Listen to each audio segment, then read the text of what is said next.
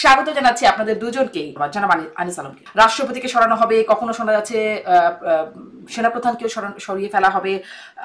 এই যে বিষয়গুলো চলছে, কে রাষ্ট্রপতি হতে পারেন সেরকম প্রস্তাবনাও আসছে, তত্ত্বাবধায়ক সরকার প্রধান কে হবেন সেই কথাগুলোও আসছে। আমি আসলে এটাই জিজ্ঞাসা করছিলাম যে এই গুঞ্জনগুলোর কোনো বাস্তবতা আছে বলে আপনারা জানতে পারেন কিনা, শুনতে পারেন কিনা কোথাও থেকে? আমি শুনিনি, আমিও ওই যে গুঞ্জনের মতোই শুনছি। আমি যেটুকু শুনেছিলাম যে এই যে মাহমুদুর রহমানকে হ্যাঁ। রাষ্ট্রপতি বানাবে। হ্যাঁ, মাহমুদুর রহমান অনেক যোগ্য ব্যক্তি, এখন অবহেলিত অবস্থায় আছে। এই অবস্থায় চুপ্পু কেন রাষ্ট্রপতি থাকবে, এই জাতীয় কথাবার্তা শুনছি। মাহমুদুর রহমানকে যারা পীর মানে তারা বিদেশ থেকে খুব আকুতি করছে, মাহমুদ ভাই কিভাবে পড়ে আছে, মাহমুদ ভাইকে কি দিয়েছে, আমাদেরকে কি দিয়েছে, দেখো এই সরকার কি দিয়েছে, ইনুস সরকার, আরো কি বিশ্রী বিশ্রী ভাষায় গালাগালি। এগুলো যদি বাংলাদেশে বসে আমরা করতাম, ইনুস সরকারের লোকেরা তো আমাদের মতো বাড়ি করে থাকতে দিত না। মানে ওনাকে গালাগালি করে যে সমস্ত কথাবার্তা বলতেছিল। তো আমি আমার আমার কাছে মনে হয় এগুলো ওদের স্বপ্নের মধ্যেই দেখে আর কি ওরা, যে অমুকের বাদ দিয়ে তমুকের বানাবে। এখন এটুকু তো চিন্তা করে না যে একজন রাষ্ট্রপতিকে যদি এখন সরাতে হয় আবার একটা গ্যাঞ্জাম লাগবে, এবং ওই রাষ্ট্রপতির অধীনে সবাই যে রাজি হবে ইলেকশন করতে, সবাই যে ওই রাষ্ট্রপতিকে মানে, সেটাও তো হবে না। তো এই রাষ্ট্রপতি সরানোর গুঞ্জন তো পুরো 1 বছর থেকে শুনে আসছি।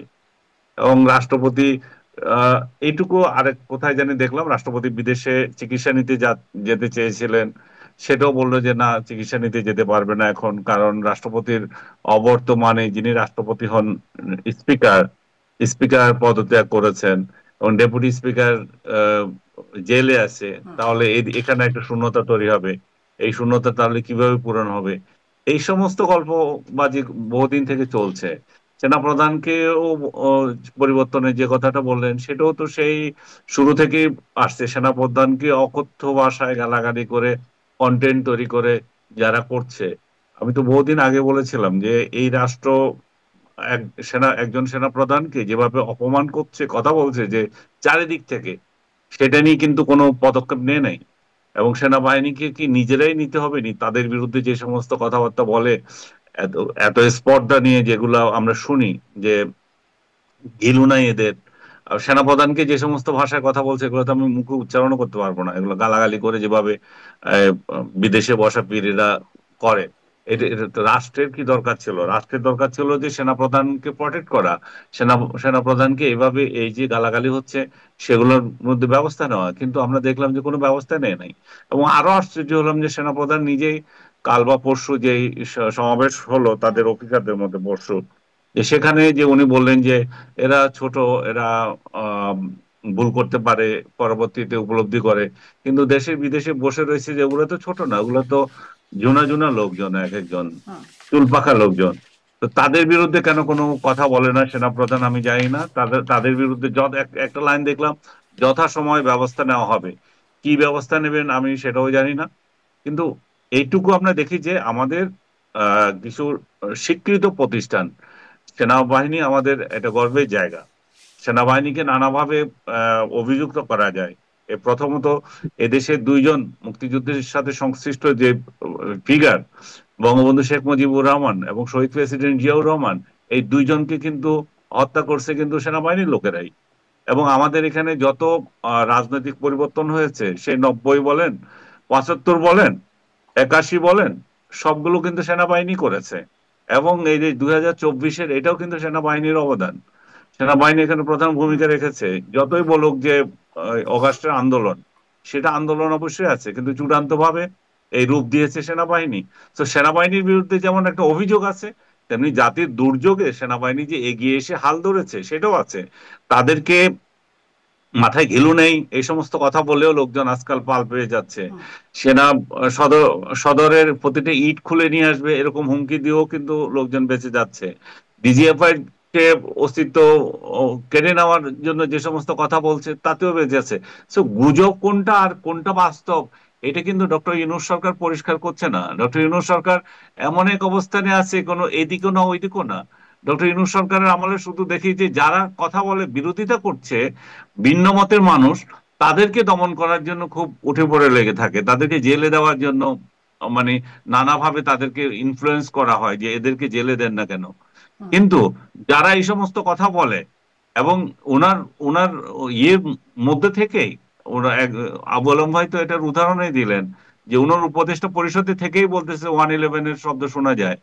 তো তার মানে কি বাকিরা কি বলবে? তো আর বাকি যারা যখন গুজব গুঞ্জন বলে সেই সেই সেই ক্ষেত্রে আর সরকার কি ব্যবস্থা নেবে?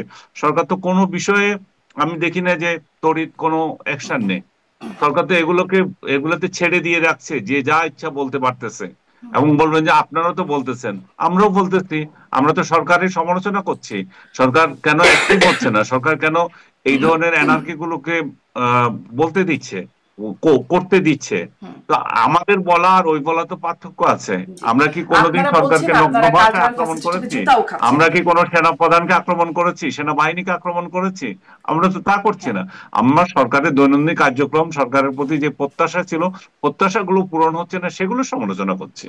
জি, এবং কালচারাল ফ্যাসিস্টের আখ্যা পেয়ে জুতা নিক্ষেপ কর্মসূচি হচ্ছে আপনাদের ছবিতে, সেগুলো একটা বলার প্রেক্ষিতে কিনা আপনার কাছে সেই প্রসঙ্গটিতে আসবো, কিন্তু আপনি যে প্রসঙ্গটি তুললেন খুবই গুরুত্বপূর্ণ। আবু আলম শহীদ খান, আপনার কাছ থেকে একটু জানতে চাই সেনাবাহিনীকে নিয়ে যে বক্তব্য, ঘিলু নাই, এটা নিয়ে আপনার মন্তব্য জানতে চাই। সেনাবাহিনীর যে প্রতিক্রিয়া সেনাপ্রধানের, সেটা নিয়ে জানতে চাই।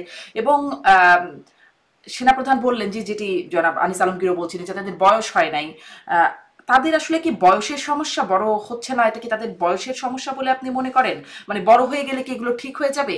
তাহলে কবে বড় হবে? অন্যদিকে এই প্রশ্নটা যেমন করতে চাই, অন্যদিকে সেনাবাহিনীর যে প্রতিক্রিয়া, যেটা নিয়ে আনিস আলমগীর বলছে, সেটা নিয়েও আপনার কাছ থেকে একটু জানতে চাই যে সেনাবাহিনীর ভূমিকা কি এরকম যে এক গালে চড় মারলে আর এক গাল পেতে দেবে, মহাত্মা গান্ধীর মতো যে ধৈর্য নিয়ে আছি বা আমি উদার, নাকি আসলে করা হবার মতো মানে কাজ? সেনাবাহিনীর কাজটা আসলে কোনটা? সেনাবাহিনীর ভূমিকা নিয়ে আপনার প্রতিক্রিয়া। প্রথমত, সেনাবাহিনীর বিরুদ্ধে যে যে নির্বিচার কথাবার্তা বলা হয়, এই কথাবার্তা অনেক সময় বলা হচ্ছে যে ইট খুলে আনবে, পিডিএফ এর হেডকোয়ার্টার উড়িয়ে দিবে, ইলু নেই, মানে নানান ধরনের কথাবার্তা, এবং কখনো কখনো প্রায় অশ্লীল পর্যায়ে কথাবার্তা বলা হচ্ছে, এবং এগুলো ভিডিও রেকর্ড আছে এবং এটা সামাজিক যোগাযোগ মাধ্যমে প্রচার হয়, প্রকাশিত হয়। এই যে কথাবার্তা বলার পরে এই ব্যবস্থাটা নেওয়ার কথা তো সরকারের। সেনাবাহিনী তো সরকারের একটা প্রতিষ্ঠান এবং আমরা সেনাবাহিনীকে নিয়ে গর্ব করি। আলী সালাম কিন্তু বললেন যে সেনাবাহিনীর কি ভূমিকা, আমাদের মুক্তিযুদ্ধ থেকে শুরু করে জাতির সকল সংকটে সেনাবাহিনীর ভূমিকা আছে। আবার সেনাবাহিনীর সমালোচনা আছে, সমালোচনা নাই এমনটা বলা যাবে না। আপনার সমালোচনা করা আর এই যে ইট খুলে নিয়ে আসবে, উড়াই দিবে, ঘিলু নাই, আরো নানান কথা যে বলা হচ্ছে, এগুলো তো বলাটা খুবই অন্যায়, এবং এগুলো তো আমলযোগ্য অপরাধের পর্যায়ে পড়ে।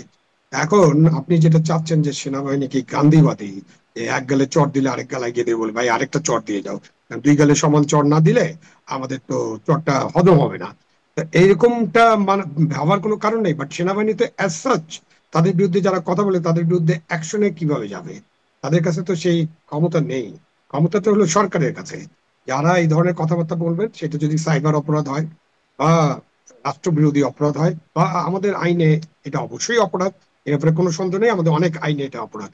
তো এই অপরাধ করার জন্য তো তাদের বিরুদ্ধে মামলাটা কে করবে? মামলাটা তো সরকার করবে, পুলিশ করবে, এবং পুলিশকে দিয়ে সরকারি মামলা করাবে এবং তদন্ত করবে, এবং তাদেরকে কি করবে? তাদেরকে গ্রেপ্তার করবে, তাদেরকে ম্যাজিস্ট্রেটের কাছে হাজির করবে, জাজের কাছে হাজির করবে, তারপর তাদের জেলখানে থাকার কথা, কিন্তু তারা তো নাই।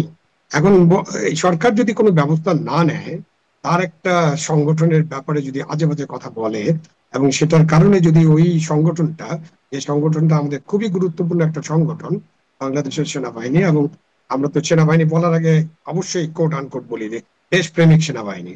এখন আমার দেশপ্রেমিক সেনাবাহিনীর বিরুদ্ধে নানান কথা বলে পার পেয়ে যাবে এবং সরকার চুপচাপ বসে থাকবে, তখন একজন নাগরিক হিসেবে বা যে কোনো মানুষ মনে করতে পারে এগুলো কি উৎসাহিত করা হচ্ছে কিনা। এই অভিযোগ তো করাই যেতে পারে এবং এই আঙ্গুলটা তোলাই যেতে পারে। তো এগুলো তো কোনো জবাব আপনি পাবেন না, এটা আমরা হয়তো তাদেরকে মিটি মিটি হাসতে দেখবো।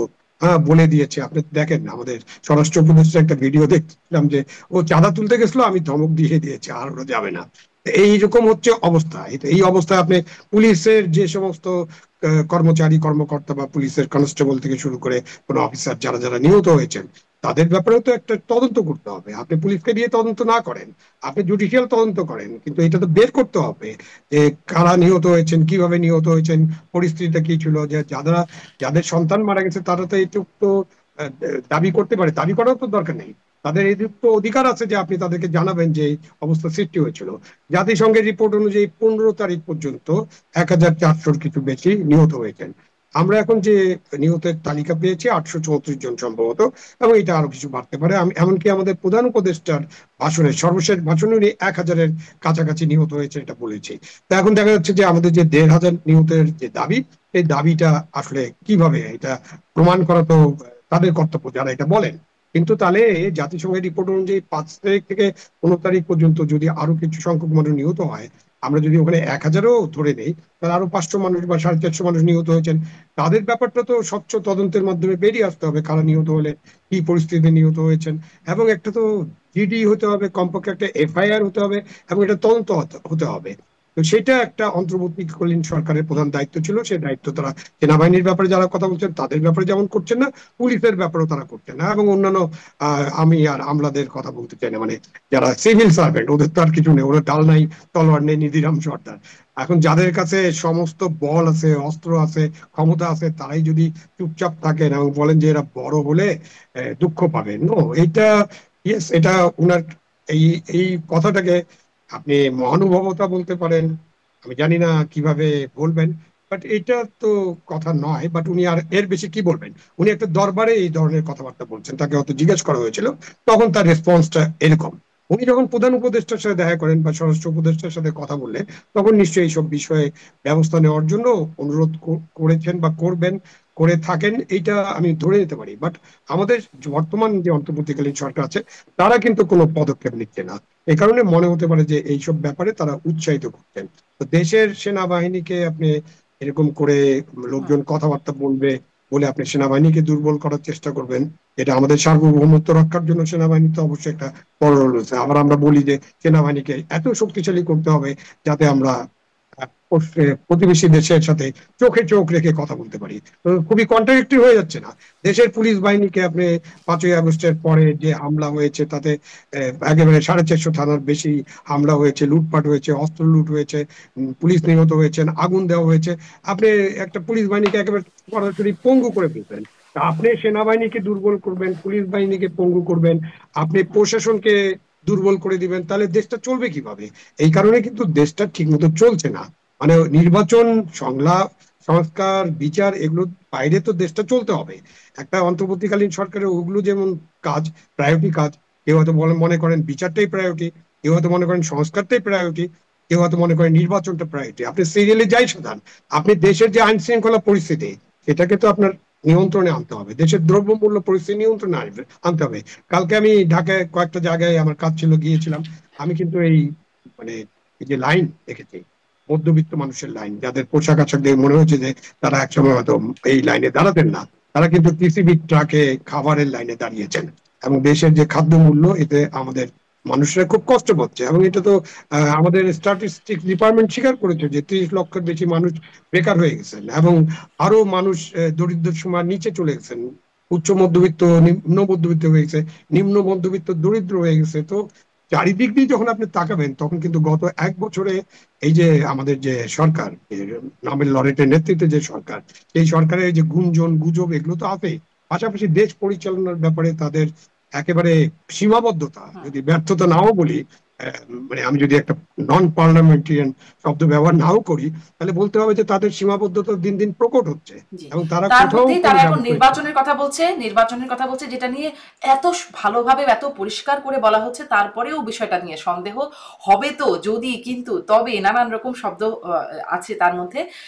সেই সীমাবদ্ধতা নির্বাচনের মধ্যে কাটবে কিনা সেটি নিয়েও আমি আপনার কাছে জানতে চাইবো। তবে একটু এটি আনিস আলমগীর ওই বিষয়টি আরেকটু শুনি, যে ঘিলু নেই যে সেনাবাহিনী, সেই সেনাবাহিনীর এপিএসএ করে নিরাপদে তাদের ফিরতে হয় গোপালগঞ্জ বা অন্যান্য জায়গায়ও তারা নিরাপত্তা আসলে তাদের কাছ থেকে পাচ্ছে। আহ, এখন এটি আমি আপনার কাছেও জিজ্ঞাসা করতে চাচ্ছিলাম যে তারা আসলে বড়, তাদের বয়সের সমস্যা, তারা বড় হবে কবে? আমি দেখছিলাম যিনি এই বক্তব্যটি, ঘিলুনেই যে বক্তব্যটি করলেন নাসিরুদ্দিন পাটোয়ারি, তিনি তার ফেসবুকে লিখছেন আলোচনা চলুক। এই যে ঘিলু নেই বলে তিনি মন্তব্য করেছেন, সেটি নিয়ে সঞ্চালক প্রশ্ন করছেন এনসিপির একজন নেতাকে, তিনি এই প্রসঙ্গে উত্তর দিচ্ছেন, বা সেনাবাহিনীর সেনাপ্রধান কি বলেছেন সেটি বলেছেন, সেটি প্রসঙ্গে তিনি আবার পাল্টা বলছেন। এই যে আলোচনা, তিনি লিখছেন আলোচনা চলুক। এই একটা একটা টক শো রেফার করে দিয়ে বলছেন আলোচনা চলুক।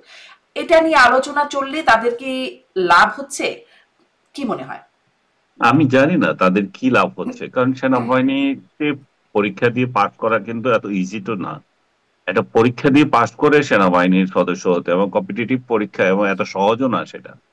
যে কেউ চাইলেও সেনাবাহিনী হয়ে যেতে, ভর্তি হয়ে যেতে পারবে। তাদের কি ঘিলু নেই বলে যদি আপনি আবার বলেন যে ন্যূনতম অনুশোচনা নাই, এই সমস্ত মানে বাকওয়াজ কথা বলে, আবার বললেন আলোচনা চলুক। এবং আমি জানি না, নাসিরউদ্দিন পাটোয়ারি তার দলটাকে খুব বিতর্কিত করে ফেলছে তার নানা মন্তব্য দিয়ে। শুধু যে এটা মন্তব্য তা না, তার তো প্রত্যেকটা বক্তব্যই মানে বিতর্ক দিয়ে সৃষ্টি করে। এবং উনি কি বিতর্কিত থাকতে চান কিনা সেটাও আমরা জানি না। ব্যক্তিগতভাবে আমার তাকে রিড করা হয়নি, তার সাথে পরিচয়ও নেই আমার। আমি দেখেছি যে এর আগে উনি বললেন যে ফেব্রুয়ারিতে ইলেকশন হবে না, মানে ওহি নাজিলের মতো। ইলেকশন ইলেকশন কমিশনার নাসির আমাকে একজন কোয়েশ্চেন করছিল যে এটা নিয়ে। আমি বলছি, কোন নাসির? এটা কি চিফ ইলেকশন কমিশনার? তো চিফ ইলেকশন কমিশনার নাসির বললে না হয় এটা একটা নেওয়া যেত। এখন যে কেউ কোনো এক নাসির বলে দিল সেটা হয়ে যাবে, কিংবা সে তো এমন একটা লোক, সে ওই দলের জেনারেল সেক্রেটারিও না। এবং তার বিরুদ্ধে আমি জানি না দলগতভাবে তারা তাকে সতর্ক করে কিনা, যে এই ধরনের মন্তব্যগুলো তাদের দলের ঘাড়ে নিতে হয়। দল এটা নিয়ে আহ কথা বলা মানে হচ্ছে সময় নষ্ট করা, দলের ইমেজ নষ্ট হওয়া। এবং এই দলে যে অনেক সম্ভাবনাময় তরুণ আছে এবং অনেক ভালো কথা বলে, তাদের কথাগুলোকে ফালতু করে দেওয়া। এই যে যারা চাঁদাবাজি করতেছে বিভিন্ন জায়গায়, এই চাঁদাবাজদের অভিযোগ এমন তাদের উপরে আসতেছে, ভালো ভালো ছেলে যেগুলো আমি দেখি, আমার সাথে কথা হয়, তো তাদের বিরুদ্ধে যেগুলো আসতেছে, এই সমস্ত উল্টাপাল্টা কথা বলে দলটাকে পাগলের দল হিসাবে প্রমাণ করে দিচ্ছে এরা কয়েকজন। তো সেনাবাহিনী কি, এটা তো কোনোভাবে সমর্থন করা যায় না। এটা সেনাবাহিনী নিজেরা কি করবে না করবে আমি জানি না। অদূর ভবিষ্যতে কি এগুলা কি লিপিবদ্ধ হচ্ছে কিনা, যে একটা যে লাইনটা পেলাম যথাসময় ব্যবস্থা হবে, ওই সময়ের জন্য তারা অপেক্ষা করছে কিনা। এখন তো সবকিছু উন্মুক্ত। এই সরকারের পেয়ারের লোকদের বিরুদ্ধে কেউ কোনো অভিযোগ করে তো কোনো ফল পাচ্ছে না। আপনার দুর্নীতির অভিযোগ একের পর এক উঠতেছে, কোনো ফল তো পাওয়া যাচ্ছে না। হুম। সজীব আসিফ মাহমুদ, যে তার বিরুদ্ধে তো তার বাবার দুর্নীতি, তার দুর্নীতি, এত দুর্নীতি, তার এপিএস দের দুর্নীতি, এত দুর্নীতির পরও আপনি কি দেখেছেন তাকে সরকার কোনো একটা কথা বলেছে? তার মানে এগুলো বলে তো লাভ নাই। ভেরি রিসেন্টলি, এই যে দু একদিনের মধ্যে আমার একটা টক শোতে আমি আজাদ মজুমদার, আমাদের ছোট ভাই, আমার ডিপার্টমেন্টের ছোট ভাই, তার সাথে এই যে হাঁস খাওয়া নিয়ে কথা হচ্ছিল, হাঁস খাওয়াকে খুব ফালতু ইস্যু মনে করছিল। আমি বললাম যে হাঁস খাওয়া তো ফালতু ইস্যু না। এটা হাঁস খাওয়াতে একটা একটা ইস্যু যখন উঠছে, আপনি এটা আসলো কোথা থেকে? হাঁস খাওয়ার হাঁস খাওয়ার গল্পটা আসলো কোথা থেকে? তাই না? আপনি আপনি একজন উপদেষ্টা, আপনার বাড়িতে থাকছেন, আপনি রাত গভীরে, আপনার সকালবেলায় খিদা লাগলে আপনি নীলা মার্কেটে যান, আবার ওয়েস্টিনে আসেন। আমি দেখলাম যে আসলে হাঁস খাওয়ার গল্পটা একটা সাজানো। এই হাঁস খাওয়ার গল্পটা কমপ্লিট একটা সাজানো গল্প, যাতে করে আসিফের উপর থেকে যে সমস্ত অভিযোগ আসছে, চাঁদাবাজির যে অভিযোগ উঠলো, সেই চাঁদাবাজির অভিযোগটা যাতে অন্যদিকে চলে যায়। এবং আরেকটা বিষয় হচ্ছে, কয়েকজন ইউটিউবার তাকে চ্যালেঞ্জ দিচ্ছে যে সে ওয়েস্টিন হোটেলে গিয়েছিল এবং মোটরসাইকেলে করে যায়, এবং সেগুলোকেও অন্যভাবে ডাইভার্ট করার জন্য এই অ্যাটেনশনটা, কারণ সে অস্বীকার তো করতে পারবে না সে যে যায় নাই। এবং তার হাঁস খাওয়া নিয়ে আমি যে কথা বলেছি, আমি সবার উদ্দেশ্য বলছি যে এই হাঁস খাওয়া নিয়ে কথা বলাটা আমার আসলে উচিত হয়নি। আজাদও আমাকে সেই কথাই বললো, যে আসলে আমরা হাঁস খাওয়া নিয়ে, ওয়েস্টিনে হাঁস খাওয়া নিয়ে কথা বলছি, কিন্তু দেশ চুরি নিয়ে কথা বলছে না। আমার আসলে দেশ চুরি নিয়ে কথা বলা উচিত ছিল। হুম। সজীব, মানে চাঁদাবাজির প্রসঙ্গটা এড়িয়ে চলে যাচ্ছে নীলা মার্কেট আর ওয়েস্টিনের গল্পে। হ্যাঁ, আমি আমি এখানে এই এই এই জায়গাটায় যোগ করতে চাচ্ছি যে আজাদ মজুমদার আমাকে অভিযোগ করেছে ওই টক শোতে, যে আমরা হাঁস খাওয়া নিয়ে কথা বলছি, কিন্তু আহ, আহ, কিন্তু যারা দেশ চুরি, দেশ খেয়ে ফেলেছে তাদের নিয়ে কথা বলছি না। আজাদ যথার্থই বলেছে। আজাদ মজুমদারকে আমি থ্যাঙ্কস দিয়েছি সঙ্গে সঙ্গে। কিন্তু যারা এটা নিয়ে আমাকে সমালোচনা করছে, আনিস আলমগীরকে একবারে শুইয়ে দিয়েছে আজাদ মজুমদার ব্যাটিং এ, যে আনিস আলমগীর মুখ বন্ধ হয়ে গেছে, কথা বলতে পারে নাই। এটা সত্য। আমি সবার কাছে বলতেছি যে আজাদ মজুমদার আমাকে যে কথা বলেছে সেটাই সত্য, যে আমরা আসলে হাঁস খাওয়া নিয়ে কথা বলছি, দেশ খাওয়া নিয়ে কথা বলছি না। এবং আজাদকে আমি সঙ্গে সঙ্গে ধন্যবাদ জানিয়েছি ইয়েতে, এই অফেয়ারে, যে তুমি খুব নাইস কথা বলেছো। এই যে সজীব ভুঁইয়া, কেন ওনাকে ওয়েস্টিন হোটেলে গিয়ে দিনের পর দিন বৈঠক করতে হয়? এই এই রহস্য বের করতে হবে। এই রহস্য বের করার আগে আপনাকে আরেকটা রহস্য যেতে হবে। সেটা হচ্ছে যে ওয়েস্টিন হোটেলের যে মালিক নূর আলী, তার আরেকটা হোটেল আছে, সেটা হচ্ছে আপনার শেরাটন হোটেল বনানীতে। ওই শেরাটন হোটেলের বিরুদ্ধে অভিযোগ হচ্ছে 14 তলা পর্যন্ত তাকে অনুমোদন দেওয়া হয়েছিল শেখ হাসিনা আমলে, এবং শেখ হাসিনার আমলেই বোধহয় উনি 30 তালা করেছেন, এবং সেটা নিয়ে দেন দরবার চলছিল। উনি ওইটা কিভাবে জায়েজ করবেন, ঢাকা উত্তর সিটি কর্পোরেশনকে লেনদেনের কথা উঠছিল। আমি যতটুকু শুনেছিলাম মেয়র আতিককে উনি 1 কোটি টাকা দিতে চেয়েছিলেন, এমন বাজারে গুঞ্জন আছে। তো সেই সেই গুঞ্জন এখন কোথায় গেল? সেই এই হোটেলটা এখন কি 30 তালা অনুমোদিত হয়ে গেছে? ঢাকা সিটি কর্পোরেশন, উত্তর দক্ষিণ, এগুলো তো সজীব ভুঁইয়ার হাতে। তাহলে এইটা নিয়ে আমাদের ইনভেস্টিগেটিভ রিপোর্টাররা যারা আছে, সজীব ভুঁইয়ার এখানে ইনভলভমেন্ট কি? যদি ওই হোটেলটা আপনার অনুমোদন পেয়ে যায় যে 30 তালা থাকার, তাহলে সেই অনুমোদন কিভাবে পেল? সেই রহস্য উদ্ঘাটন করা দরকার সাংবাদিকদের। সজীব ভুঁইয়া কেন বারবার ওয়েস্টিন হোটেলে যায়, সেই রহস্য উদ্ঘাটন করা উচিত। এই ওয়েস্টিন হোটেলের একজন ম্যানেজার, তাকে সজীব ভুঁইয়া যে বিসিবি, যেটা বা ক্রিকেট বোর্ডের সভাপতি, আপনার যে ক্রিকেটার বুলবুল, তার উপদেষ্টা বানিয়েছে, এবং অলিম্পিক অ্যাসোসিয়েশনের সদস্য করেছে তার ইয়েতে, তার নিজের ক্যাটাগরি ক্ষমতায় যেটা থাকে মন্ত্রীর উপদেষ্টার ক্ষমতায়। তাহলে এত গুরুত্বপূর্ণ ব্যক্তিটা ওয়েস্টার্ন হোটেলের যে ম্যানেজার, সে কিভাবে হয়ে গেল? তার এত গুণ তো আমরা আগে জানি নাই। তো এই রহস্যগুলো আমার মনে হয় সাংবাদিকদের উদ্ঘাটন করা উচিত। তাহলে সজীব ভুঁইয়ার এই যে আমরা যে আজাদ মজুমদার যে যেটা বলেছিল আমাকে, যে আমরা যে আসলে হাঁস খাওয়া নিয়ে ব্যস্ত আছি, দেশ খাওয়া নিয়ে ব্যস্ত নাই, আসলে দেশ খাওয়া নিয়ে আমাদের চিন্তা আচ্ছা, করা উচিত। উদ্ঘাটন আজাদকে করেই আমি বা কি হবে? মানে ধরুন যতটুকু উদ্ঘাটিত হলো তার প্রেক্ষিতে কি কিছু হলো, বা তার প্রেক্ষিতে ইভেন কোনো তদন্তও কি হলো? আমি দেখছিলাম যে বঙ্গবন্ধুর অসমাপ্ত আত্মজীবনী, সেই বইটি নাকি জাভেদ পাটোয়ারি সাবেক আইজিপি লিখে দিয়েছেন, আরো 123 জন লিখেছেন।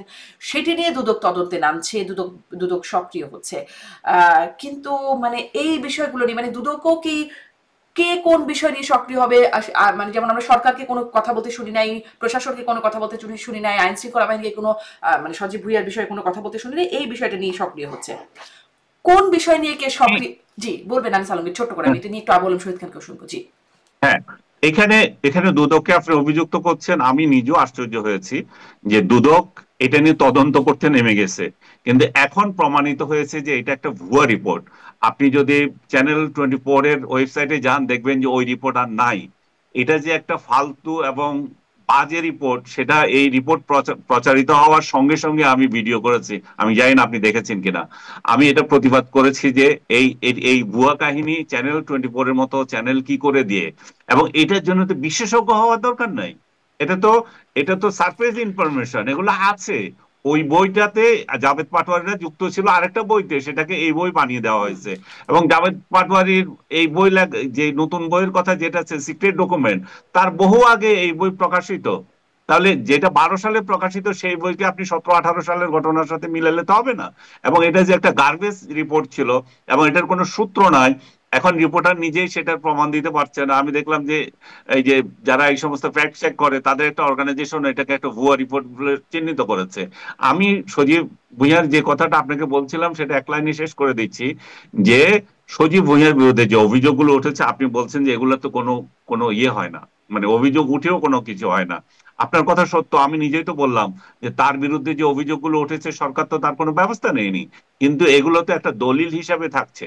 সজীব ভুঁইয়ার পিএস যে দুর্নীতি করেছে, সজীব ভুঁইয়ার বাপ যে দুর্নীতির সাথে জড়িত, মার্ডার কেসের সাথে যে তার নাম এসেছে, সজীব ভুঁইয়ার যে দুর্নীতি, সজীব ভুঁইয়া যে সর্বশেষ যেটা তার পেয়ারে পত্রিকা আমার দেশ পত্রিকা তাকে নিয়ে যে রিপোর্ট করেছে, সেই রিপোর্টে আপনি খেয়াল করেন সেখানে বলেছে যে 51 কোটি টাকার 51 লক্ষ টাকার একটা স্টেডিয়াম, যেটা মিনি স্টেডিয়াম, যেটা শেখ রাসেলের নামে হতে যাচ্ছিল, সেই সমস্ত একটা স্টেডিয়ামকে তিনি ওই 51 লক্ষ টাকাকে প্রজেক্ট ব্যয় বানিয়েছেন 14 কোটি টাকা। হ্যাঁ, 51 লাখ থেকে 14 কোটি হয়ে গেছে। তো এটা কি করে হয়? 14 কোটি না 1400 কোটি টাকা। তো এই এই যে এই যে ব্যয় এবং এই যে ব্যয়, সেগুলো কি প্রশ্ন থাকবে না? সেগুলো কি এই দুদক কাজ না করলেও আগামী দুদক নাই, তারা তো করবে। এইভাবেই তো হচ্ছে এবং এইভাবেই তো হয়। বর্তমান সরকার হয়তো সজীব ভুঁইয়ার এই দুর্নীতির বিরুদ্ধে যে অভিযোগ সেগুলোকে দেখছে না, বরং এই দুর্নীতির বিরুদ্ধে যারা অভিযোগের কথা বলছি আমরা, তাদেরকে নানাভাবে সোশ্যাল মিডিয়ায় হেনস্থা করার হচ্ছে, এবং তাদেরকে বলা হচ্ছে যে এদেরকে জেলে দেয় না কেন। সজীব ভুঁইয়া নিজেও এর মধ্যে তাদের পিছনে তাদের আছেন কিনা আমি যে সেটা জানি না। অপদস্থ করা হচ্ছে, অপমান করা হচ্ছে, সেই প্রসঙ্গটিতে আপনার কাছ থেকে একটু আসবো। বলছিলাম, আগেও বলছিলাম যে এই প্রসঙ্গটিতে একটু কথা বলবো, কিন্তু এই যে এত এত অভিযোগ জনাব আবু আলম শহীদ খান, বিশেষত একজন উপদেষ্টার বিরুদ্ধে, মানে সবচেয়ে মনে হয় বেশি অভিযোগ বা সমালোচনা হয় আসিফ মাহমুদ সজীব ভুঁইয়াকে নিয়ে। তার বিরুদ্ধে যেটি আমি বলছিলাম, প্রশাসন, আইন শৃঙ্খলা বাহিনী, দুদক, এত সংস্থা আছে, কাউকেই সরব হতে দেখা যাচ্ছে না। এটিও কি তিনিও আসলে বড় হননি, বড় হলে বুঝবেন, লজ্জা পাবেন, এই জন্য ওয়েট করা হচ্ছে নাকি? হতে পারে যে তিনি যেহেতু বড় হন নাই, মানে আপনি সেনাপ্রধানের কথাটাতে ফিরে গেলেন আবার, যে বড় হলেও তো তিনি নিজেই লজ্জিত হবেন এসব বিষয়ে। আসলে দেখেন, এই যে আমাদের একটা তো আইন কানুনের মধ্যে দিয়ে দেশটা চলে, সব বিষয়ের একটা প্রসেস হচ্ছে, আইন কানুন আছে। আপনি যদি বলেন যে আমরা যখন দেখি বিভিন্ন সরকার, তো আমরা দেখেছি বিভিন্ন সরকারের সময় তাদের যে সরকারে যারা থাকেন, বিশেষ করে মন্ত্রী, প্রতিমন্ত্রী, উপদেষ্টা, বা প্রধানমন্ত্রী, অথবা আরো আরো যারা থাকেন, এমপি, মনে করেন আমলা, যারাই থাকেন, সেই সময় তারা যারা সরকার ঘনিষ্ঠ থাকেন তাদের বিরুদ্ধে অনেক অভিযোগ ওঠা সত্ত্বেও আমরা দেখিনি কোনো ব্যবস্থা নিতে। সেটা হলো একটা 54 বছর, যে আমরা বারবার বলি না, এখন নতুন বাংলাদেশ, বাংলাদেশ 2.0, তারপরে আমরা নতুন করে আছি, নোবেল লরেটের একটা সরকার আছে। তো সেই বিষয়টার যে ধারাবাহিকতা, এইটা তো থাকার কথা ছিল না। সেখানে প্রশ্নটা খুব ইম্পর্টেন্ট, এই সরকারের সময় কেন এটা থাকবে? এই সরকারের সময় অবশ্যই এইসব বিষয়ে তদন্ত হওয়া উচিত, এবং সরকারের পক্ষ থেকে একটা সুস্পষ্ট ব্যাখ্যা স্বচ্ছতার ভিত্তিতে দেওয়া উচিত। তো এটা দিচ্ছেন না, যেটা আলমগীর বললেন, আনিস আলমগীর বললেন, ওটাই হবে। যখন ইনারা থাকবেন না তখন দুদক তো নিশ্চয়ই সেখানে নোট হচ্ছে, বিভিন্ন জায়গায় নোট হচ্ছে, ওই ভবিষ্যতে ব্যবস্থা গ্রহণ করা হবে, তখন অবশ্যই এগুলো খুঁড়ে খুঁড়ে দেখা হবে। তো এটা এখন হবে বলে তো আর মনে হচ্ছে না, কারণ এই অভিযোগগুলো তো বেশ কয়েক মাস ধরে উঠছে। উঠার পরে তো এগুলো নিয়ে কোনো ব্যবস্থা হচ্ছে এরকম আমরা দেখি না। গোপনে কিছু হচ্ছে কিনা এটা তো আমরা জানি না, পেছনে কিছু হচ্ছে কিনা জানি না, বাট আমরা প্রকাশ্যে এরকম কোনো ব্যবস্থা হতে দেখছি না, এবং সেটা দুঃখজনক এবং এক এক কথায় নিন্দনীয়। কারণ আমরা ওই অতীতের পুনরাবৃত্তি তো চাই না, আমরা ফ্যাসিবাদের পুনরাবৃত্তি চাই না, স্বৈরতন্ত্রের পুনরাবৃত্তি চাই না। সুতরাং আমরা অনেক কিছুরই পুনরাবৃত্তি চাই না, তাই এই ক্ষেত্রে ব্যবস্থা নেওয়া দরকার ছিল, ব্যবস্থা নেওয়া হয়নি, এবং এটার দায় কিন্তু ফাইনালি আমাদের নোবেল লরেট ডক্টর ইউনূসের কাছে যাবে। কারণ আমরা যেভাবেই বলি না কেন, আমরা সরকার প্রধানদেরকেই সবসময় দায়ী করে আসছি। এবং এই সরকার প্রধান হিসাবে এই সরকারের যত রকম সীমাবদ্ধতা, যদি ব্যর্থতা বলেন বা অন্যায় বলেন, দুর্নীতি বলেন, সেগুলোর দায় দায়িত্ব কিন্তু ফাইনালি ডক্টর ইউনূসকে নিতে হবে। শুধু উনি চিন্তা করে দেখবেন, উনি তো আমাদের কথা হয়তো শুনেন না, বা তাকে যারা বলবেন তারা হয়তো বলতে পারেন, এর দায় দায়িত্ব কিন্তু ফাইনালি ডক্টর ইউনূসকে নিতে হবে। জি, মানে বড় না হলে তাদের উপরে নিতে হবে না, যাবে আসলে যিনি বড় তার উপরেই আসলে দায়িত্বটা যাবে। আবারও সেই বড় হওয়ার ইস্যুতে আরেকটু জানি যে তারা বড় না হলেও তারা যে গুরুত্বপূর্ণ অবস্থানে আছেন, সরকারি আছেন, তারা মানে মার্কিনিরাও তাদের সাথে কথাবার্তা বলছেন। কিছুদিন আগে যেই বৈঠকের পরপরই নাসিরুদ্দিন পাটোয়ারি বললেন ফেব্রুয়ারিতে নির্বাচন হবে না, মার্কিন ভারপ্রাপ্ত রাষ্ট্রদূতের সাথে বৈঠক হয়েছে। একটা খবর দেখছিলাম একটা ভারতীয় গণমাধ্যমে, যে সেখানে বলা হচ্ছে তাসনিম জারা তিনি কাঠমান্ডুতে গেছেন 17 তারিখে, এবং তিনি 20 তারিখে মার্কিন স্টেট ডিপার্টমেন্টের সিনিয়র ব্যুরো অফিসিয়াল এরিক মেয়ারের সাথে ব্রেকফাস্ট করেছেন সেখানে একটি 5 স্টার হোটেলে। এরকম একটি বক্তব্য আসছে। মানে তারা তো আসলে মার্কিনীদের সাথে নানান রকম তৎপরতার বিষয়টা আমরা দেখছি। এখানে আসলে কি হচ্ছে বা কিছু হচ্ছে কিনা, মার্কিনীরা বরাবরই, মার্কিনীরা যেখানে ইনভলভড হন তখন একটা নানান রকম প্রশ্ন আমাদের আসে, অনেক সেখানে অনেক ঘেটে দেখার মতো বিষয় আছে। কিছু কি হচ্ছে? মার্কিনীরা আসলে এখনো কি কিছু করছে? মার্কিনীরা তো এখন যে অ্যাক্টিভ এরকম তো না, তারা তো অনেকদিন ধরেই অ্যাক্টিভ বাংলাদেশে। আপনার 96 নির্বাচনের সময় থেকে তো তাদের যে পার্টিজান, বাই পার্টিজান যে কমিটি গুলো ছিল, তারা অনেক অ্যাক্টিভ ছিল। তা আপনার দেশে অন্যান্য দূতাবাসও অনেক অ্যাক্টিভ। এখন তো আরো নানান দূতাবাস অ্যাক্টিভ, রাষ্ট্রায়ণ দূতাবাস অ্যাক্টিভ ছিল, থাকে। চীনারাও অ্যাক্টিভ থাকে, খুব একটা বেশি পলিটিক্যালি অ্যাক্টিভ থাকে না। এখন পাকিস্তান খুব অ্যাক্টিভ। বলা হয় যে ভারত খুব অ্যাক্টিভ ছিল এক সময়, এখন কতটুকু অ্যাক্টিভ আছে জানা যায় না। তো আমাদের তো দেশের যে রাজনীতি এবং অভ্যন্তরীণ রাজনীতিতে আমরা বিদেশিদের নাক গলাতে দিব না, এগুলো হলো স্ট্যান্ডার্ডাইজ একটা কথা, রাজনীতিবিদরা এটা মাঝে মধ্যেই বলেন। কিন্তু আমরা রাজনীতিবিদদের দেখি যে বিভিন্ন সময় তাদের সাথে কথাবার্তা বলতে, এবং শুধু তো এই কি বললেন আপনি, বয়স কম তারাই যে দূতাবাসে গেছে এরকম না তো, আমাদের বয়স বেশি এরকম আমাদের ভাইস চেয়ারম্যান যিনি ঐকমত্য কমিশনের, তিনি এবং আরো কয়েকজনও তো দূতাবাসে গিয়েছিলেন। তো স্টেট অফ এ লন্ডনে গিয়ে তারেক রহমানের সাথেও বৈঠক করে এসেছেন তারা। এবং লন্ডনে যে তারেক রহমান, না লন্ডনে যে বৈঠক করলে সেটা তো আলাদা জিনিস। লন্ডনে বৈঠক করলেন আপনি, একজন দূতাবাসের অফিসার লন্ডনে যে বৈঠক করলো, আর আপনার একজন উপদেষ্টা দূতাবাসে যায় না এরকম না। ওদের যে ন্যাশনাল ডে থাকে তখন দাওয়াত করলেও উপদেষ্টা মন্ত্রী এদেরকে আমি যেতে দেখেছি। বাট এইরকম যে উপদেষ্টা পর্যায়ের লোকেরা দূতাবাসে যান, কথা বলেন এবং নানান কথাবার্তা বলেন, এটা একটু প্রোটোকল ওয়াইজ এটা হয় না। দূতাবাসের যারা দায়িত্বে থাকেন তারাই উপদেষ্টাদের কাছে যেতে পারেন। আর বিশেষ করে আমাদের ফরেন অফিসের মাধ্যমে এগুলো চ্যানেলাইজ হওয়ার কথা। এটা আমি আপনাকে ওই নিয়মের কথা বললাম, বাট এগুলো তো নিয়মের মধ্যে আর নাই, এখন নিয়মের বাইরে এইসব কিছু ঘটছে। সুতরাং আপনি বলতে পারেন যে নিশ্চয়ই কিছু না কিছু ঘটছে বা কিছু না কিছু আলাপ আলোচনা হচ্ছে। এই আলোচনা যে মার্কিনীদের অনেক ইন্টারেস্ট আছে, যেহেতু আমাদের ট্যারিফের বিষয়টা আছে ওটাকেও আপনি রিলেট করতে পারেন, আমাদের করিডোরের বিষয়টাকে রিলেট করতে পারেন, আমাদের বন্দর বিষয়টাকে রিলেট করতে পারেন, আমাদের বঙ্গোপসাগরের বিষয়টাকে রিলেট করতে পারেন, আমাদের সীমান্ত রিলেট করতে পারেন, আমাদের তিস্তা নিয়ে যে কথাবার্তা হচ্ছে রিলেট করতে পারেন, অনেক কিছু রিলেট করার মতো আছে। তো এইরকম অনেক আলোচনা চলছে, বাট দূতাবাসের যে আলোচনা সেটা চোখে পড়ে এবং সেটা কিন্তু আপনি প্রশ্ন সৃষ্টি করতে পারে, প্রশ্নের উদ্রেক করে।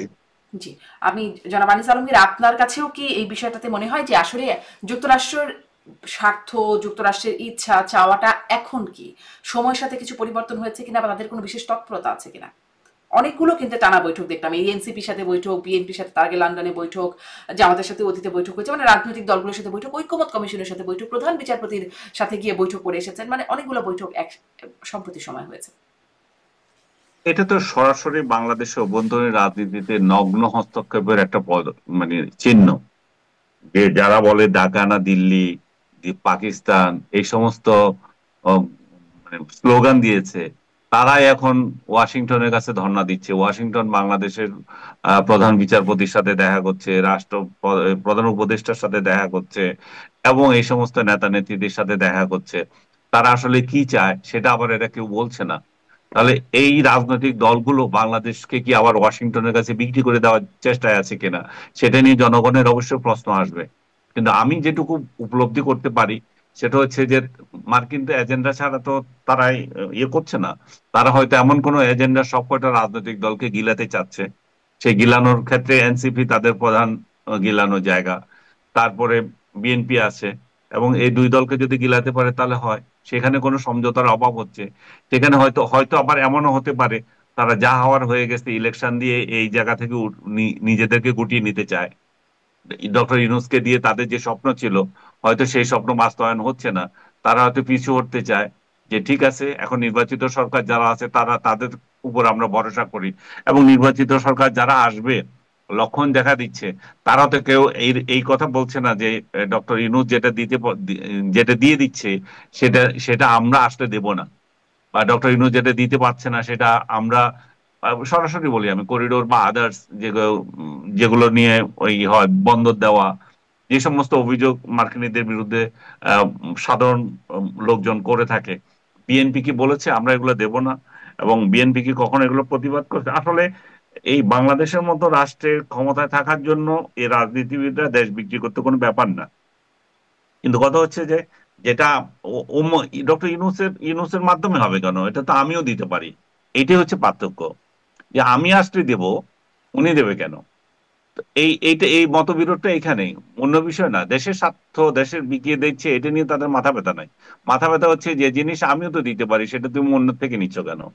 তো এরকম পরিস্থিতিতে আসলে জনগণের জানার অধিকার আছে যে রাজনৈতিক দলগুলোর সাথে এই যে মার্কিন দূতেরা কি আলাপ করছে, এবং এই রাজনৈতিক দলগুলোর কাছে আমাদের ইন্টেলিজেন্স এর প্রশ্ন করার অধিকার আছে যে তুমি রাষ্ট্রের বিরুদ্ধে এমন কি বিষয়ে অংশ নিচ্ছ যেটা আমরা জানি না, যেটা তুমি ডিসক্লোজ করছো না।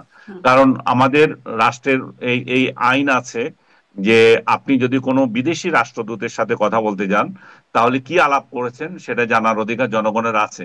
কারণ আপনি সাধারণ নাগরিক না, আপনি একজন রাজনীতিবিদ। আর রাজনীতিবিদ মানে হচ্ছে যে আপনি আজকে না হয় আগামীকাল ক্ষমতায় যাবেন, আর ক্ষমতায় যাওয়ার অধিকার রাখেন, আর ক্ষমতায় যাওয়ার অধিকার রাখেন মানে হচ্ছে আপনার হাতে আমার ভাগ্য নির্ভর করছে। তো আমরা এই সমস্ত লোকদেরকে জবাবদিহি করতে পারি, এবং আমাদের গোয়েন্দা সংস্থায় এই সমস্ত লোকদেরকে জবাবদিহি করার অধিকার রাখে। যেমন আপনি মনে করেন ওই যে আসলাম একজন বিএনপি নেতা ও ইসরায়েলি কোন ইয়ের সাথে দেখা করেছে, গোয়েন্দার সাথে দেখা করেছে। যে কেন দেখা করেছে সেই সেই প্রশ্ন নিয়ে তাকে বহুদিন ভুগতে হয়েছে। এই নূরের বিরুদ্ধে অভিযোগ উঠেছিল যে কেন এই বৈঠক করবে।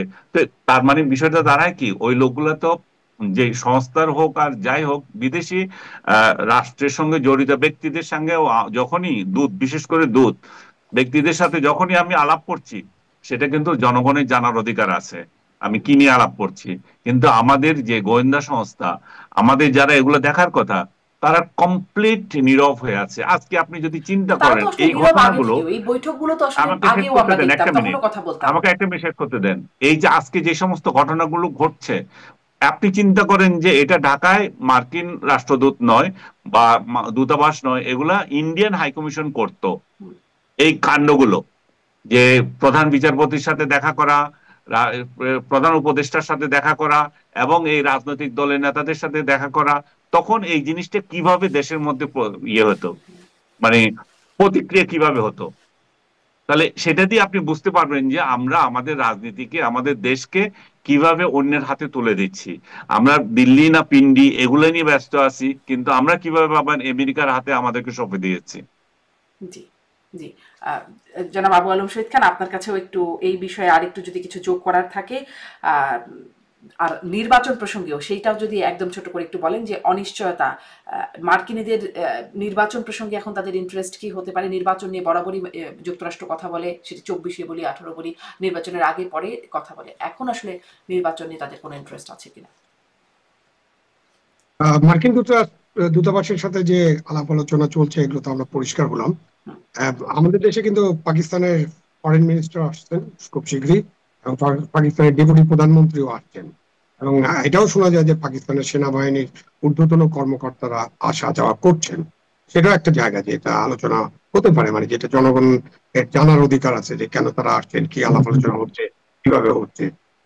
এই বিষয়ের পরে যদি আমি নির্বাচনের দিকে আসি, নির্বাচনের বিষয়ে নাসিরউদ্দিন সাহেব যেভাবে বলছেন যে ফেব্রুয়ারিতে নির্বাচন হবে না, তখন আমার একটা কথাই মনে পড়ে।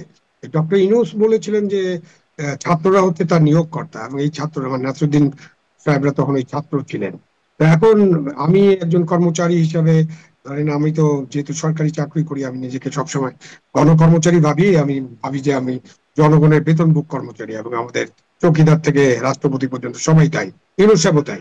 তো উনার যদি নিয়োগকর্তা ওরা হন, এবং তারা যদি ডিক্লেয়ার করে দেন যে ফেব্রুয়ারিতে নির্বাচন হবে না, তখন কিন্তু একটা সন্দেহ জায়গাটা খুব স্বাভাবিক, যে তাহলে কি আমাদের নোবেল লরেট যিনি প্রধান উপদেষ্টা, তিনি যে ঘোষণাটা দিয়েছেন সেই ঘোষণাটা টিকবে কিনা।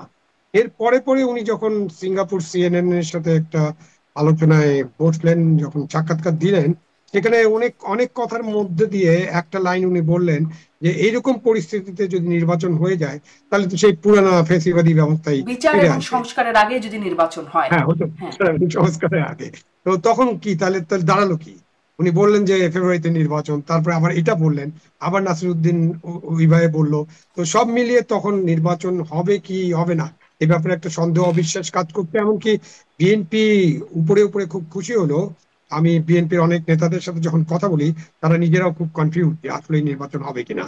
তো বিএনপি কনফিউজ থাকলে আপনি ধরে নিতে পারেন যে সারা বাংলাদেশের মানুষরা একেবারেই কনফিউজ জি। যে নির্বাচন আদৌ আমি হবে একটু কিনা যোগ করি, ফেব্রুয়ারিতে। আজকে শুনছিলাম আসিফ মাহমুদ, তিনিও নির্বাচন নিয়ে বলছেন যে নির্বাচন ফেব্রুয়ারিতে, জুলাই সনদ নিয়ে যদি একটা ঐক্য হয় রাজনৈতিক দলগুলোর মধ্যে, তাহলে নির্বাচনের দিকে দৃঢ়ভাবে এগিয়ে যাওয়া সম্ভব হবে। কিন্তু যদি ঐক্য না হয়, তাহলে 15ই সেপ্টেম্বর পর্যন্ত সময় আছে, তার মধ্যে যদি ঐক্য না হয়।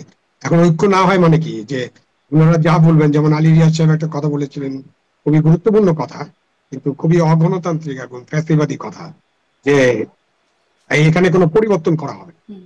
তা আপনি তাদেরকে পাঠালেন, তাদের মতামত চাইলেন, তখন যদি আপনি বলেন, মতামত চাওয়ার পরে যদি আপনি বলেন যে এখানে কোনো পরিবর্তন করা যাবে না, তার মানেটা কি? আপনি তো মতামত চেয়েছেন, সুতরাং অনেকের অনেক রকম মতামত থাকতে হবে। এবং এই যে জুলাই সনদের কথা আমরা বলছি, সেটা তো একটা ঐক্যমতের ভিত্তিতেই সনদ হবে, এবং কিছু কিছু বিষয় অমীমাংসিত থাকবে, এটা খুবই স্বাভাবিক। হুম। এবং সেসব বিষয় যদি আমাদের জাতির প্রয়োজন হয় এবং জাতিকে যদি এইসব বিষয়ে আমরা আরো অবগত করতে চাই, তাহলে তো আমরা নির্বাচন হবে। নির্বাচনের পরেই কি বাংলাদেশের রাজনীতি সব শেষ? মানে এই নির্বাচন কি বাংলাদেশের একেবারে সবশেষ নির্বাচন? এখানে এই নির্বাচনের আগেই কি আমাদের সবকিছু সমাধান করতে হবে? সুতরাং আমাদের কিন্তু এই গণতন্ত্র হচ্ছে একটা প্রক্রিয়া, একটা প্রসেস। এই প্রসেসের মধ্য দিয়ে আমরা সামনে এগিয়ে যাব, এবং আমাদের আরো সংস্কার হতে থাকবে। এবং যেভাবে বলা হয় যে এটা শতাব্দীর শ্রেষ্ঠ নির্বাচন হবে, এই শতাব্দীর শ্রেষ্ঠ নির্বাচন কেমন করে হবে ভাই? এটা 25 সাল। আপনি 25 সালের পর আরো 75 সাল আছে। 5 বছর পর পর যদি নির্বাচন হয়, আরো 15টা নির্বাচন করবেন। তো সেই নির্বাচনগুলো কি তাহলে ভালো হবে না? মানে আমাদের কথাবার্তার মধ্যে অনেক রিটোরিক্স থাকে, অনেক কথাবার্তা আমরা বলি, এগুলো তো আমরা বুঝে বলি না। আমরা চেষ্টা করতে হবে যে আমরা একটা দেশে একটা ভালো হুম। নির্বাচন হোক। এবং আমি বারবার যে কথাটা এখন বলার চেষ্টা করছি, সেটা হচ্ছে যে নির্বাচন কিন্তু এখন একটা অনিবার্য বিষয়। আমরা যদি নির্বাচনটা না করতে পারি ফেব্রুয়ারির মধ্যে, তাহলে বাংলাদেশের যে বর্তমান পরিস্থিতি, রাজনৈতিক পরিস্থিতি তো একদম ঘোলাটে হয়ে যাবে, সেটা তো আছে। কিন্তু বাংলাদেশ অর্থনৈতিক পরিস্থিতি যেটা আছে, বাংলাদেশের আইন শৃঙ্খলা পরিস্থিতি যেটা আছে, বাংলাদেশের দ্রব্যমূল্যের পরিস্থিতি যেটা আছে, এখানে বাংলাদেশ খুব বড় একটা খাদের মধ্যে পড়ে যাবে। সুতরাং একটা নির্বাচন হতে হবে, এবং একটা জি। মোটামুটি ভালো নির্বাচন হতে হবে। একটা নির্বাচন হতে হবে, মোটামুটি ভালো নির্বাচন হতে হবে। আনিস আলমগীর, আপনার কাছে একটু শেষ মন্তব্য যে নির্বাচন হতে হবে, সরকারের পক্ষ থেকে যেটি বলছিলাম যে পরিষ্কার করে বলা হচ্ছে। প্রধান উপদেষ্টা বললেন, তারপরে কয়েকজন উপদেষ্টা, স্বরাষ্ট্র উপদেষ্টা সহ উপদেষ্টারাও বলছেন। কিন্তু আজকে আবার আসিফ মাহমুদ বলছেন যে যদি ঐক্যমত কমিশনের মানে একটা ঐক্য হয়, তাহলে দৃঢ়ভাবে নির্বাচনের দিকে এগিয়ে যাওয়া সম্ভব হবে। আর যদি ঐক্যটা না হয়, তাহলে কি হবে? আবার প্রধান উপদেষ্টা খুব স্পষ্টভাবে বলেও আবার যে মালয়েশিয়া গিয়ে যে সাক্ষাৎকারটা দিলেন, সেখানে আবার মানে এগুলোতে আসলে কোনো সন্দেহ কি আর থাকে, নাকি আসলে নিশ্চিত হওয়া যায় যে ফেব্রুয়ারিতে নির্বাচনটা হবে? জামাত এনসিপি কি চাপ প্রয়োগ করবে? সেই চাপের কোনো প্রভাব পড়বে, নাকি আসলে নির্বাচনটা হবে? তাদের যে সনদ নিয়ে ঐক্য হওয়ার কথা, সেটা তো আজকে লাস্ট ডেট ছিল, কিন্তু এটাকে আবার এক্সটেন্ড করা হয়েছে। আপনি দেখেছেন বোধহয় 22 তারিখ হুম। পর্যন্ত এটা সময় বেঁধে দেওয়া হয়েছে। তারা এই 22 তারিখের মধ্যে কি দাঁড়ায় আমাদের সেটার উপর নির্ভর করতে হবে। তারা একদিন এক কথা বলে, এদের সব কথাকে পাত্তাও দিতে পারি না, আবার এদেরকে অবহেলাও করতে পারি না। বাট আমি আস্থা রাখতে চাই ডক্টর ইউনূসের প্রতি। উনি যে কথা দিয়েছেন, উনি যাতে উনার কথাটা রাখেন। ফেব্রুয়ারিতে যদি ইলেকশনটা দিয়ে উনি জাতিকে রক্ষা করেন এই কেওয়াস থেকে, আমরা সবাই খুশি হব। কারণ রাজনৈতিক দলগুলোর সবকিছু এক বিষয়ে হবে তা না, ওনাকেও এখানে পদক্ষেপ নিতে হবে, তাদেরকে বোঝাতে হবে। এবং যে জিনিস ওনারা করতে চাচ্ছেন, যে একটা অন্যায় অগণতান্ত্রিক যে বিষয়টা এখানে সংযোগ করতে চাচ্ছেন, সংবিধানের উপরে গিয়ে আপনার সনদকে প্রাধান্য দেওয়া, এবং এটার বিরুদ্ধে কেউ চ্যালেঞ্জ দিতে পারবে না, আদালতে যেতে পারবে না। এবং এটা রেফারেন্স খুঁজতেছেন ইয়েদের, কোর্টের। কোর্ট কি রেফারেন্স দেবে? কোর্ট তো উনার কথায় চলে। এই কোর্টের কি আছে? মানুষ কি কোর্টের উপর কোনো আস্থা রেখেছে? কোর্ট তো একটা নিরীহ রিক্সাওয়ালাকে বলে দিল যে সন্ত্রাসে জড়িত, তাকে জেলে দিয়ে দিল। হুম। আবার 2 দিন পরে মানুষ যখন ছি ছি করলো, তখন ওই ছেলেকে আবার মুক্তি দিয়ে দিচ্ছে। তাহলে কোর্ট কি নিজের বিবেকে কিছু করে? সবকিছু তো আমরা দেখছি যে রাষ্ট্রের ইচ্ছায় করতেছে। তো রাষ্ট্রের ইচ্ছায় যেখানে হয়, সেখানে কোর্টের উপর নির্ভর করে যে সবকিছু হয়ে যাবে, আমরা সেটা সেটা আমরা চাই না। আমরা আমরা যেটা চাচ্ছি সেটা হচ্ছে যে এই সরকার নিজের নিজের বিবেক খাটিয়ে এমন একটা কিছু করুক, যেখানে এই যে যেখানে নির্বাচন প্রতিবন্ধকতা না হয়, যেখানে সংবিধানের উপরে অন্য কিছু যাতে স্থান না পায়। আমরা দেখেছি অতীতেও সংবিধানকে লঙ্ঘন করে অনেক ইনডেমনিটি দিয়ে অনেক কিছু করা হয়েছে, কিন্তু আখেরে এগুলা টিকে না। এগুলার উপর প্রশ্ন সাপেক্ষ হয়। আবার যখন ক্ষমতা পরিবর্তন হয়, তখন যারা এগুলা করেছিল সেই রেফারেন্স দেওয়ার জন্য সেই কোর্টই আবার ব্যবহার করা হয়। সেই কোর্টই বলে যে এটা একটা অবৈধ, এটা অগণতান্ত্রিক। এবং এটা এটা সত্যিকার অর্থে অগণতান্ত্রিক। আমি কেন কেন বিষয়ে চ্যালেঞ্জ করার জন্য কোর্টে যেতে পারবো না? আমি কেন সংবিধানের উপরে এমন কোন সনদ তৈরি করছি যেটাতে রাষ্ট্রের সবার কোনো অনুমোদনই নাই? যেটা যেটা আমি এটাকে অনুমোদন তবুও বলতাম যদি সেটা আগামী সংসদে গিয়ে অনুমোদিত হতো। একটা অনির্বাচিত কিছু লোক যা ইচ্ছা তা করে দিল, সামনের সংসদের উপরে কোনো ভরসা নাই যে সংসদ এটা পাশ করে দেবে। এটা কোন ধরনের রাষ্ট্র? কোন ধরনের আইন তৈরি হবে? তারা কি ধরনের আইন চাচ্ছে? সেটা তো সহজে অনুমেয়।